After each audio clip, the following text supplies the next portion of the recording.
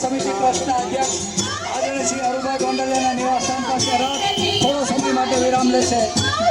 સૌ કાર્યકર્તા મિત્રોને સહયોગ આપવા વિનંતી છે.